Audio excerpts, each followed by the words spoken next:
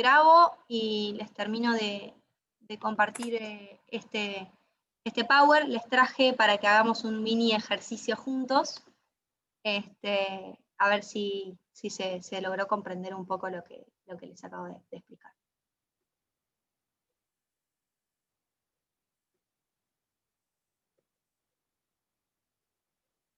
Vamos a ver, ¿no? Bien.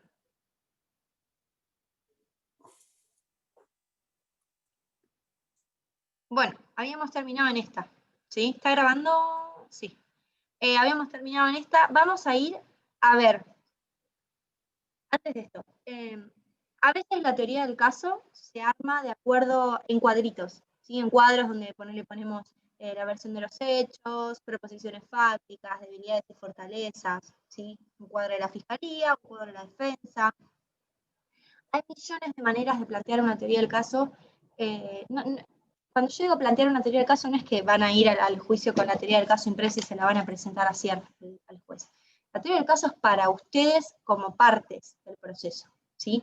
Entonces, la que les quede más cómoda, hay veces que hay personas que hacen una teoría del caso y la desarrollan tipo escrito, hay otras personas que eligen determinados cuadros, la desglosan, no la desglosan. Y acá les voy a mostrar un inicio de una teoría del caso donde se desglosó un cuadro sobre los hechos. Vamos a ver. ¿Ven ahí? Bueno, les traje un ejemplo de una teoría del caso desde la fiscalía, ¿sí? De un homicidio. Es muy, muy, muy simple, no tiene demasiadas complejidades. Bueno, se tituló El homicidio de María, ¿sí? Y la teoría del caso, en la tabla comparativa de acá, que es como inicia esta teoría del caso, son los hechos del caso. Y el fiscal lo que hizo fue comparar los casos. Y dijo, bueno, tengo hechos positivos, que hechos positivos y hechos negativos se puede analizar de la misma manera como si fueran hechos que hacen a una fortaleza o hechos que hacen una debilidad, ¿sí? Hechos neutros, que no pinchan ni cortan, ¿sí? No hacen a la debilidad ni a la fortaleza. Y hechos inamovibles son hechos no controvertidos, ¿sí? Hechos que no vamos a discutir que pasaron. También hay otra tabla que se suele hacer que es solamente, ¿sí? De dos columnas, que son hechos controvertidos y no controvertidos. Entonces, por ejemplo, un hecho controvertido, para el ejemplo que yo les venía dando, seguramente va a ser las manchas de sangre, cómo llegaron las manchas de sangre a la remera de Belén. Ahora, un hecho no controvertido va a ser que Belén tenía manchas de sangre, porque ninguna de las dos partes lo va a discutir. ¿Qué voy a discutir si la remera que tiene puesta tiene manchones de sangre? ¿Se entiende? Es muy fina la diferencia, pero a medida que vamos practicando ciertos casos, se va entendiendo mejor. Por ejemplo, había un caso que litigamos el año pasado, me acuerdo, que el imputado, ¿sí? Al imputado se le encuentra un bate de béisbol adentro de su habitación.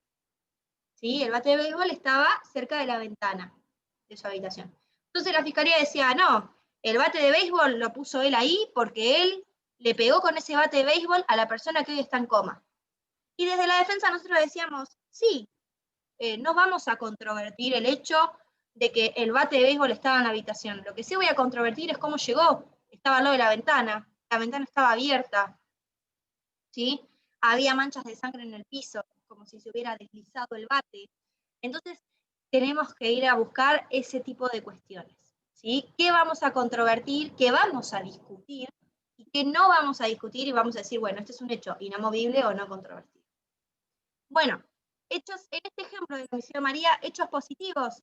Un testigo vio al acusado en la casa de María. Es una fortaleza para la fiscalía, ¿sí? Porque tenemos a alguien que acredite la versión de los hechos de la fiscalía. No solo eso, sino que también lo vieron entrar a la pieza de la víctima, al acusado. Recontra fuerte, ¿sí? Se escuchó un disparo proveniente de la habitación de María.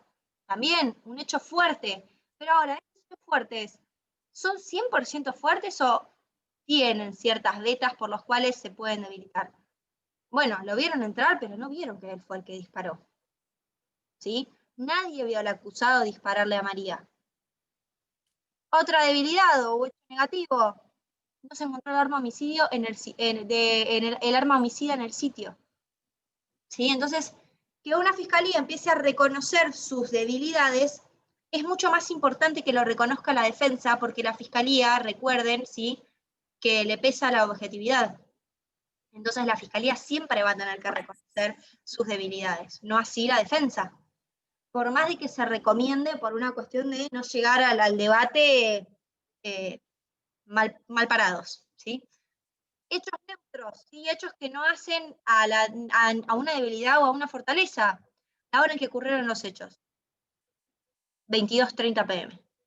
¿Sí? Es débil, es fuerte. No, en este caso no. ¿Sí? Distinto es cuando, por ejemplo, la hora va a ser un hecho positivo o negativo o controvertido, cuando en una autopsia no se pueda determinar, por ejemplo, la hora de la muerte.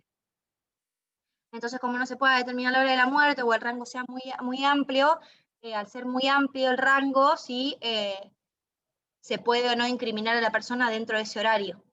Entonces ahí sí va a dejar de ser, en otro caso, un hecho neutro.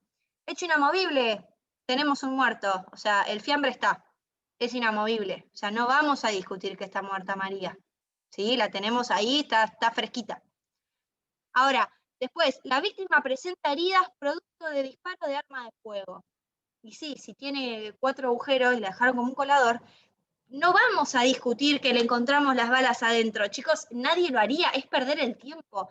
Entonces, eso tiene que ver con la sencillez, con la coherencia, con la claridad y con la verosimilitud de una teoría del caso, ¿sí? No perdamos tiempo en cuestiones que no tenemos ni siquiera cómo probarlas, aunque nos lo imaginemos, ¿sí? Bueno, ¿leyeron bien esto? Vamos a hacer una práctica. Esta es la teoría del caso de la fiscalía. Yo les traje el mismo cuadrito vacío para la defensa. Con esto que tienen acá. ¿Bien? A ver, actívense los micrófonos. Ay, no puedo pasar. Bueno, esto no me lo esperaba. A ver, no pasa, ¿no? Ustedes ven que no pasa. Ahí está. No pasa. Ahí está. Bien. Mismo. A ver. Yo vuelvo y me piden las veces que quieran, pero practiquemos que me interesa mucho esto. ¿Sí? A ver, como defensores, van a defender a Augusto, que está imputado de matar a María. A Augusto. La defensa tiene que saber que hubo un testigo que lo vio entrar a la casa de María. No solo a la casa de María. Sí. A ver. El hecho positivo sería que nadie lo vio disparar a Augusto. Exactamente, muy bien, ¿sí? Un hecho positivo, acá pondríamos, nadie vio a Augusto con el arma en la mano disparándole a María. A ver, y que el Pablo. arma tampoco el arma se encontró. Perfecto. Sería positivo para este caso. Vieron que generalmente son excepcionales los casos, diría excepcionalísimos. El hecho positivo para una parte, ¿sí?, va a ser el negativo para la otra. Es decir, la debilidad de una parte va a ser la fortaleza para la otra. Vieron que acá los hechos que están como negativos para la fiscalía van a ser positivos para la defensa. La defensa va a encarar su teoría del caso diciendo, bueno, está bien, estuvo en la casa, pero que estuvo en la casa, ¿significa que la haya matado? Que haya estado en la pieza, ¿significa que él la haya matado? Tenemos al menos un testigo, una cámara, algo que acredite que Augusto agarró el arma y le pegó 4 balazos a María. No. Bueno, y ahí vamos un poquito con la duda razonable, ¿sí? Que era un poco lo que contaba Belén, que es lo más débil, porque bueno, la duda razonable se usa mucho cuando el caso para la defensa no es del todo fuerte, ¿sí? O no le conviene. Entonces dice, bueno, ustedes saben que hay un principio, que es el principio de inocencia, y se destruye solamente con certezas. Entonces, si no hay certezas, se tienen que probar las cosas, la fiscalía tiene que probar las cosas más allá de toda duda razonable. Después analizaremos si tenemos certeza negativa, positiva, eso después lo van a ver, no los voy a quemar la cabeza ahora, pero digo, se encaran de ciertas maneras los casos, ¿bien? Por supuesto, el hecho neutro, a ver, va a ser el mismo, ¿o no? Sí. Depende. ¿De qué? A ver. Depende. A ver, la defensa también podría agarrarse del hecho de que tal vez la persona que vieron entrar en la habitación o en la casa no entró casi a la misma hora del hecho, sino antes. Entonces capaz que tuvo tiempo de tener un testigo que lo vio afuera, casi a esa hora. Eso está perfecto y lo pondríamos como un hecho controvertido. Pero fíjate que acá el hecho es la hora en que ocurrieron los hechos. O sea, la hora en la que a María le dispararon. Ah, está bien. ¿Entiende? Vieron que yo les Sí. conté que es muy fino y que podemos empezar a hilar, ¿sí? Podemos empezar a analizar los hechos y decir, bueno, esto no lo discuto, pero de este hecho, de esto, ponele, este hecho es neutro, como vos decís, Augusto, y está perfecto. Este hecho es neutro. Sí, la mataron a las 22:30, pero Augusto se fue a las 22. Y se fue a las 22 porque, estoy inventando, porque lo vio Pablo. Se fueron a cenar y a tomar una cerveza. Y entonces, ahí O empezamos. entró más tarde también, podría ¿Cómo? ser. Entró a la pieza, pero más tarde también podría ser, mucho más tarde. O que entró más tarde y fue él el que la encontró Claro. muerta. ¿Sí? Entonces, está bien, este ejemplo que yo les traje, los hechos son muy, muy chiquitos, no les traje mucho margen de error o de apreciación, pero ahora yo les voy a mostrar una teoría del caso de un caso entero, y van a ver que los hechos son mucho más amplios, ¿sí? Pero está bueno que hayamos practicado y que se hayan dado cuenta de esto que es fundamental. Generalmente, lo que es positivo o fuerte para una parte va a ser débil para la otra y viceversa. Bueno, ¿me siguieron hasta acá? ¿Sí? Juan, Sí, Caro perfecto. o Belén. Belén, hoy estás de este lado. ¿Nada? Bueno, sigo. A ver. No se asusten, son 9 hojas, pero no van a tener que leer nada. Nada más les quiero mostrar una cosita. Este es un caso que no llegamos a litigar al principio del año y lo vamos a litigar la semana que viene. El caso se llama Salvador Bolaños, es un caso de juego de rol, ¿sí? A mí me tocó ser fiscal en este caso, no me gusta, me siento súper incómoda, no es lo mío, pero bueno, como yo les dije, a lo largo de distintos armados de teorías del caso, me terminé dando cuenta, y la gran mayoría nos terminamos dando cuenta, de que es mucho más simple armar la teoría del caso desde la fiscalía, que yo lo puse acá al costado, no sé si ven, fiscalía, ¿sí? Pero también desde la defensa, ¿sí? Desde los dos puntos de vista. Cuando yo lo armo desde los dos puntos de vista, puedo ver que me olvidé de un lado y que me falta del otro. ¿Sí? Si yo nada más me quedo con mi teoría del caso y no me imagino qué podrá alegar o qué podrá decir la otra, sigo teniendo ciertos baches, ¿sí? En este caso es un cuadro diferente, es un cuadro que a mí me sirvió para este caso, ¿sí? Va a haber distintos tipos de cuadros, van a ver en los manuales de litigación que existen millones, o pueden armar los que se les antoje. Pero en este cuadro, por ejemplo, yo lo dividí entre fiscalía y defensa. Dije, bueno, ¿cuál es la versión de los hechos para la fiscalía? Bueno, que Bolaños fue quien cometió el robo porque encuadra con la descripción que proporcionó la víctima del robo, que es Carolina, y otro testigo, porque vestió de la misma manera, y empiezo a contar lo que yo como fiscal veo, ¿sí? Mi relato de los hechos. Después voy a decir, bueno, mis proposiciones fácticas, ¿cuáles son? Hay un robo, ¿sí? De eso es incluso un hecho no controvertido. Las pertenencias sustraídas fueron mochila, o sea, lo que le robó fueron la mochila, la sube, el celular, ¿sí? Y fueron encontradas en posesión de Bolaños, que es el imputado. ¿Cómo lo pruebo? Bueno, lo voy a probar a ver, este testigo lo íbamos a probar. No lo tengo acá, el testigo. ¿Por qué no tengo los testigos? Bueno, no los puse acá los testigos. Pero esta proposición fáctica, por ejemplo, en el caso, la vamos a probar con dos testigos que uno es el policía que lo aprendió, ¿sí? Y que vio que tenía la mochilita, y cuando le preguntó ¿es tuya? Dijo que sí, y en realidad no era la mochilita, era la mochilita de la chica que estaba, la chica que fue víctima del robo, ¿sí? Bueno, y así un montón de proposiciones fácticas más, ¿sí? A ver, la víctima reconoció al sospechoso por las prendas, está súper chequeado, ¿hay otra persona que lo puede corroborar? Sí. Y lo más importante, nunca puede faltar, ¿sí? Las debilidades, ¿sí? Había 2 sospechosos, se aprendió uno solo, se dejó ir a otro. Yo puse, el arresto no fue realizado en los términos del 149 y 294, inciso 3 del Código Procesal Penal, eso después léanlo ustedes. No se encontró en posesión de Bolaños el teléfono, ¿sí? Se encontraron otras cosas, pero no el teléfono celular, y así un montón de cosas. Ahora, mis debilidades como fiscal son las fortalezas de la defensa, ¿sí?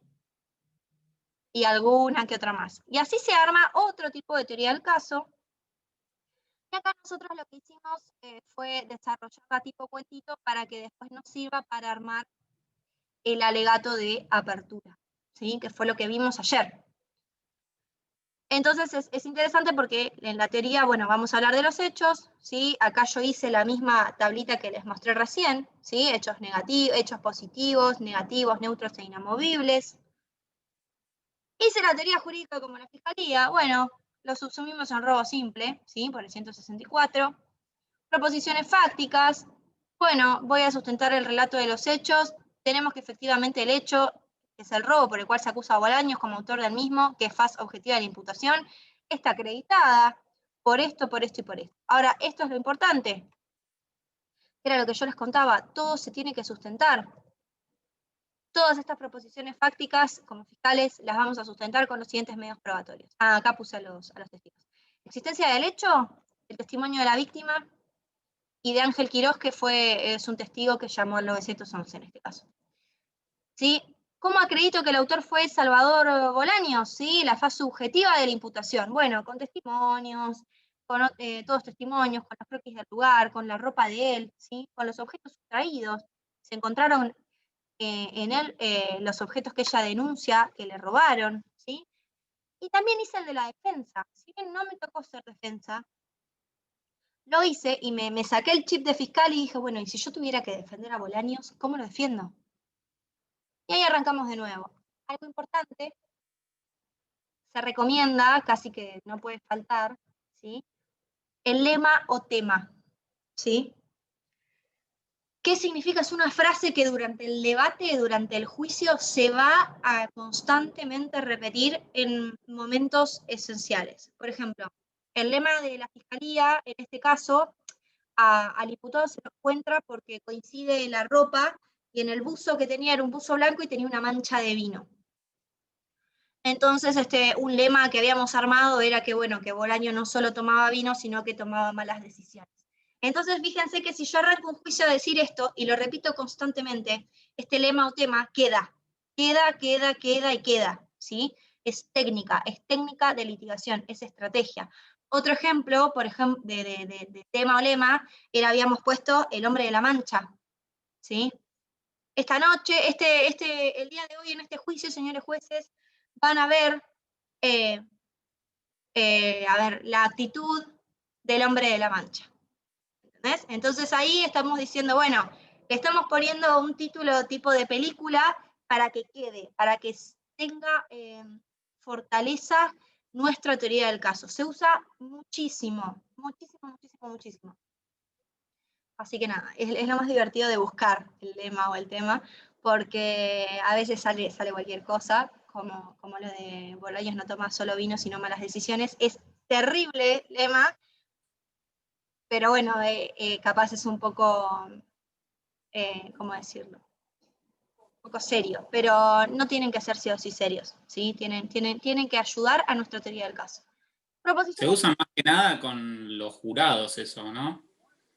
A la parte teatral, o el juez también es impresionable. ¿Cómo? Que el juez también es impresionable de esas frases. Es que en realidad no sé si va por la impresión, sino por una cuestión que se analiza, creo, desde lo psicológico, de la psicología, que es cuando yo repito una frase constantemente en momentos adecuados, hay un micrófono prendido, me parece, ¿no? Bueno, en micrófonos en momentos adecuados, a esa persona se le va a quedar esa frase, ¿sí? Entonces, si yo digo, por ejemplo, Salvador Bolaños esa noche no solo tomó vino, sino tomó malas decisiones, y fue y le robó a Carolina, ¿sí? Va a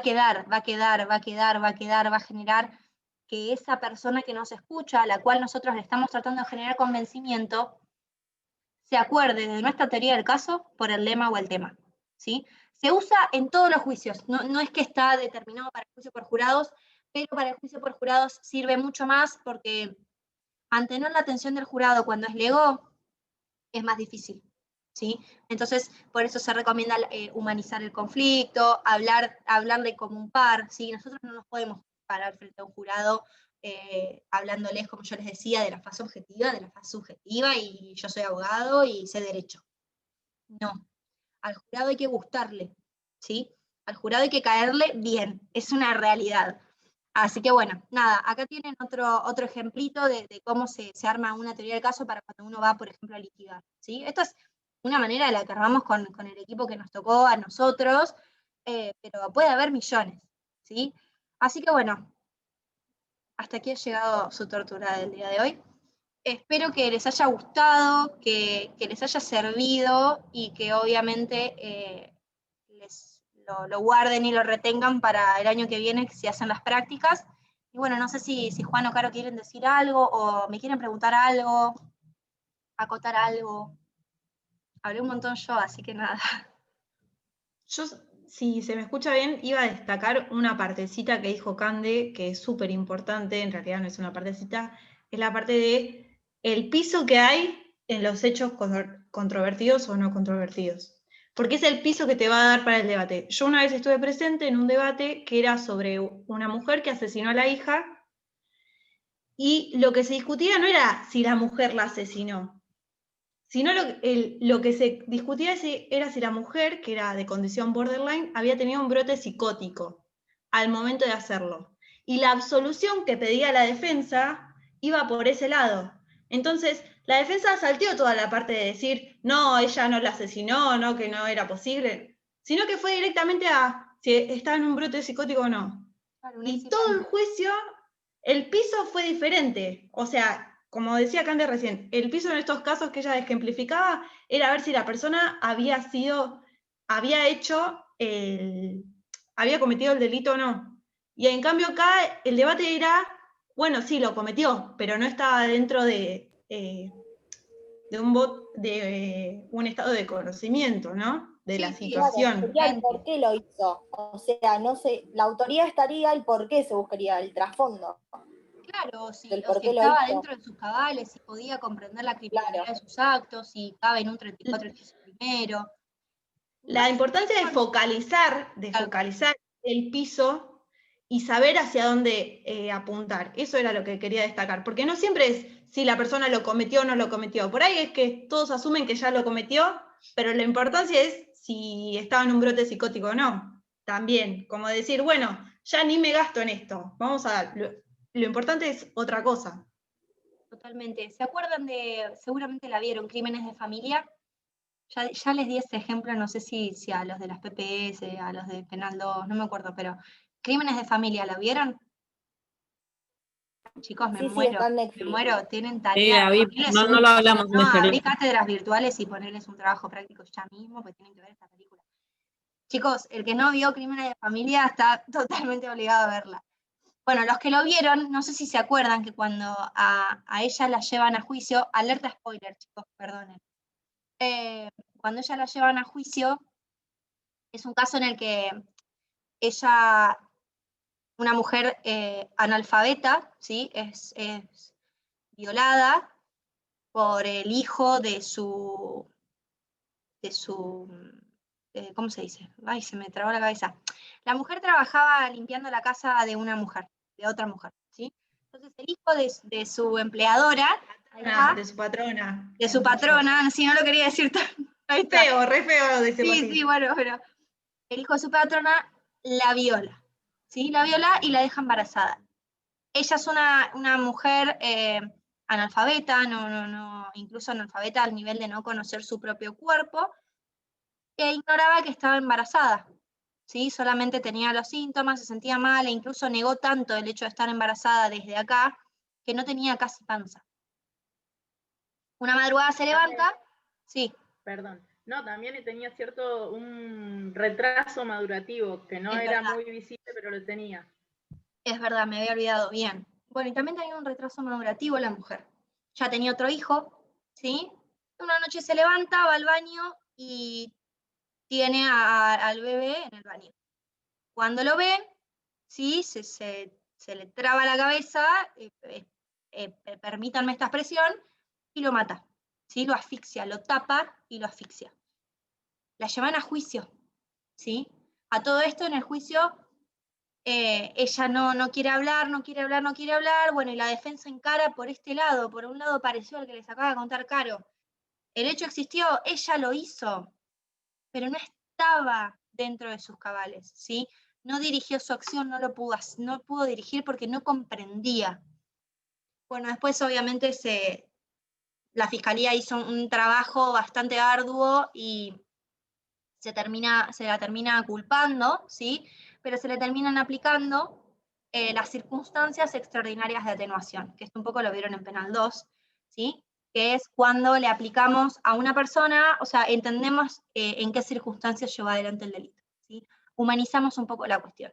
Entonces, fíjense qué importante, ¿no? Armar una buena teoría del caso, porque si capaz se hubiera armado una buena teoría del caso, está bien, no es una película, pero en este caso era un caso clave para una absolución por inimputabilidad, de cabeza, de cabeza. Más allá de algunas cuestiones, de algunos matices. Ya que estamos, les recomiendo otra también. No sé si la conocen. Se llama Primal Fear. Se escribe Primal Fear, pero está traducida como La raíz del miedo. Es de los 90, pero es bastante conocida. Lo que pasa que obviamente en la tele ya no la pasan casi nunca, pero si la encuentran es muy buena. Es también así, es todo un juicio. Es casi 2 horas de pruebas, de buscar juicios, de buscar la manera de que se pueda alegar algo que no se alegó al principio. O sea, no podían probar una cuestión que no habían alegado, entonces tenían que buscar la manera de que la otra parte metiera en el juicio algo que ellos no lo habían hecho. Bien. Pero es muy buena la peli. Bueno, hay un montón, hay una serie muy buena que aprovecho de recomendárselas, que no me puedo acordar, ahí la estoy googleando, es italiana, se llamaba El Jurado. El Juicio, ¿no es? El Juicio. Está en Netflix. Chicos, es... Bueno, Perdón. La de mi caso fue absuelta y terminó en una institución mental. O sea, si quieren saber el final, la del caso en la que yo estuve presente fue absuelta y terminó en una institución mental que, como decimos siempre, no sé si es peor. Porque vos una condena la terminás y tiene una cantidad de años determinada. En la institución mental uno entra y no se sabe nunca cuándo va a salir. Y las condiciones tampoco son óptimas. Así que nada, con eso ya está mucho por hoy. Sí. Bueno, gracias por la atención. Juan. Perdón, no te dije.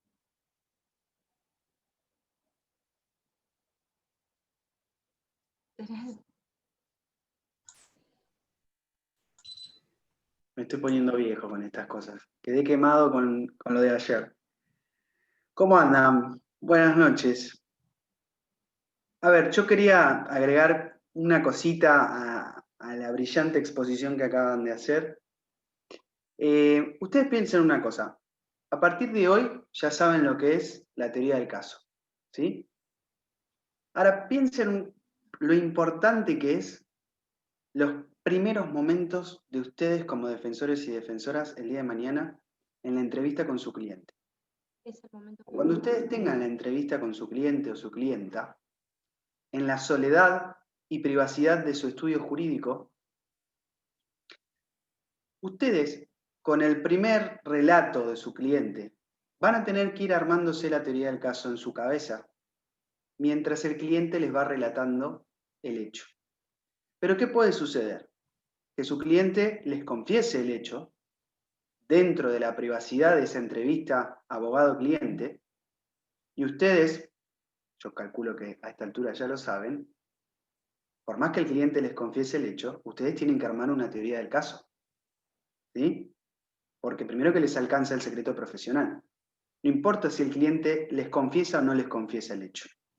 De ahí será o se disparará una cuestión ética para ustedes como futuros abogados y abogadas si deciden, a pesar de la confesión del hecho del cliente o de la cliente, ¿sí?, deciden defenderlo o no. Ahora, una gran recomendación que le podemos hacer es que ustedes, mientras vayan escuchando el relato del cliente, vayan armándose una teoría del caso en su cabeza. Y no solo eso, sus preguntas, el interrogatorio que ustedes le van a hacer a su cliente, va a estar enfocado a empezar a rellenar todas esas columnas que Cande les mostraba recién. Por ende, la teoría del caso es lo primero que hace un defensor. ¿Pero con quién lo hace? El defensor con su cliente. En la primera entrevista. Ahí surge la teoría del caso. Después se va a ampliar, se va a perfeccionar y se va a terminar de demostrar en el debate oral y público. Pero la teoría del caso, chicos y chicas, es lo primero que tienen que hacer. Lo primero que nace en el proceso penal. Siempre que estemos hablando de una persona imputada en libertad, ¿sí? Porque si no van a tener la entrevista con su cliente en la unidad donde esté alojado. ¿Entienden esto? Ahora, la teoría del caso de la Fiscalía, a contrario sensu de esto que les decía, se va a ir gestando con los primeros momentos de la investigación. Porque la Fiscalía no tiene un cliente, ¿sí? Tiene un caso que resolver. Tiene un imputado enfrente. Y va a tener evidencias que van a ir surgiendo o no a lo largo de esa investigación. Por ende, la teoría del caso con la defensa surge con la primera entrevista. La teoría del caso de la Fiscalía surge a lo largo de la investigación. Pero ambas se encuentran el día del debate. No importa que una surja primero y la otra surja después. Ambas se van a encontrar a la vez en el debate. ¿Entienden esto? Y en realidad, incluso desde la defensa, el primer encuentro que capaz tiene con la de la Fiscalía es cuando hace declarar por el 308 a su defendido. ¿Sí? Porque va a escuchar qué preguntas le va a hacer el fiscal. Y las preguntas que le haga el fiscal van a ser a su teoría del caso. Clavado. Entonces, ahí podemos empezar a mechar lo que yo les decía, ¿no? De pensar cómo va a encarar la otra parte, ¿sí? La otra parte, que bueno, será la Fiscalía o será la defensa. Así que, bueno, y lo que les dice Juan es muy importante, que a veces pasa que hay un cliente que te jura y te jura que no, por ejemplo, yo no abusé sexualmente de tal persona, y bueno, le elegís creer, y vas a una cámara Gesell y, por ejemplo, sale mal y sale que la menor de edad fue abusada, y ahí vos ya encaraste la defensa. Entonces ahí está lo moral y lo ético de cada uno de decir, bueno, yo sigo o yo no sigo, ¿sí? Porque primero se pierde algo muy importante con el cliente, que es la confianza. Sobre todo, y más allá del delito que haya cometido, es el tema de la confianza. Porque uno estructura lo suyo en base a la confianza que tiene con el cliente. Así que bueno, menos de un minuto. Descansen, que tengan un buen fin de. Gracias por escucharme y bancarme esta semana, que fue un montón, y por el respeto, sobre todo, ¿sí? Así que bueno, cualquier consulta, nos escriben. Gracias, buen fin de. Gracias, Cande. Gracias, Cande, brillante. Gracias. Gracias, chicos. Chao, chao. Chau, chau. Gracias, chicos.